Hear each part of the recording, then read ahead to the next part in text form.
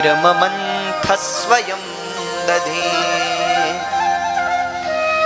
माँ यशोदा दही का मंथन कर रही, सुबह सुबह का समय दही मथ रही है। और एकदा गृहदासीषु, सुखदेव जी कहते हैं राजन ऐसा नहीं है कि घर में दासियों की कमी है, बहुत दासियां हैं, पर लेकिन फिर भी यशोदा नंद गेहिनी कर्मांतर नियुक्तासु, अपने ठाकुर जी की सेवा यशोदा जी अपने हाथ से करती, और काम तो दासियों से करवाती हैं, लेकिन जहां बात ठाकुर जी के भोजन की, शयन की व्यवस्था की, वहां अपने हाथ से, किसी पे भरोसा नहीं करती यशोदा जी।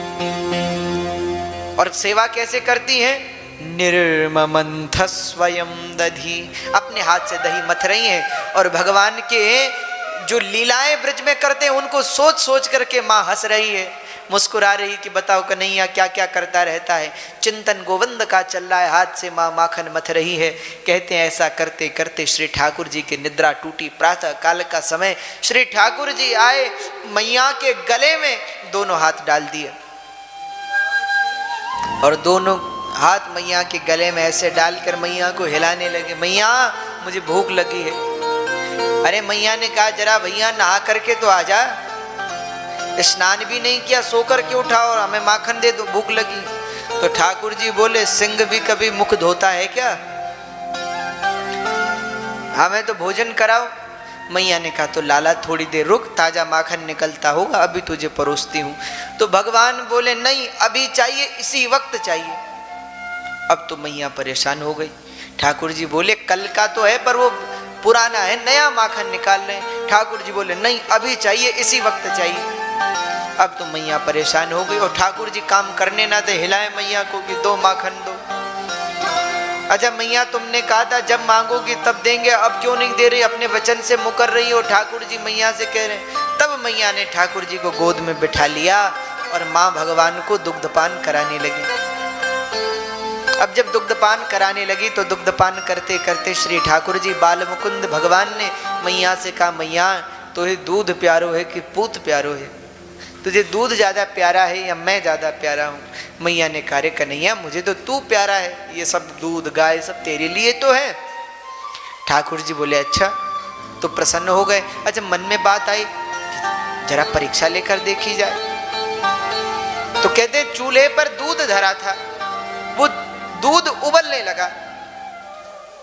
तो एक गोपी ने मैया को आवाज लगाई मैया तेरा दूध उबल रहा है। अब जो मैया को पता चला कि दूध उबल रहा है तो भगवान को गोद से उतार के धरती पे रखा, दौड़ी मैया दूध बचाने को। भगवान नाराज हो गए कि बताओ अभी अभी कहा था कि पूत प्यारो है और अभी दूध बचाने चली गई हमें अतृप्त छोड़कर। क्रोधित भगवान श्री कृष्ण ने एक छोटी सी लाठी उठाई और घर के सारे घड़े फोड़ दिए। पूरे नंद भवन में दही दूध माखन का कीचड़ हो गया, क्योंकि एक दो गाय तो है नहीं, 9 लाख गाय है और इतना दही दूध सब कीचड़ हो गया नंद भवन। सारा नंद भवन दही दूध से भर गया। अब तो मैया ने आवाज सुनी, बाहर आई और ठाकुर जी ने सोचा कि क्रोध में घड़े फोड़ तो दिए, पर अब मैया अभी तक तो हमने घड़े फोड़े पर अब मैया हमें फोड़ेगी, अब क्या करें। तो ठाकुर जी बड़े कौतुकी हैं, बड़े नटखट हैं, सो रोना तो भगवान के तुरंत का काम, आंसू बहाने में तो ठाकुर जी से माहिर और कौन हो सकता है। तो वहीं पर ऊखल रखी थी उस पे चढ़ करके ठाकुर जी रोने लगे, आंसू बहाने लगे। मैया अंदर से आई, पूरे घर में दही दूध का कीचड़ देखा, बड़ा क्रोध आया मैया को, इसकी शैतानियां बढ़ती जा रही। ठाकुर जी रो रहे हैं, बोले आज तेरे रोने का प्रभाव हम पे नहीं होगा। मैया ने कहा ये बहुत चंचल हो गया, इसको बांध दो।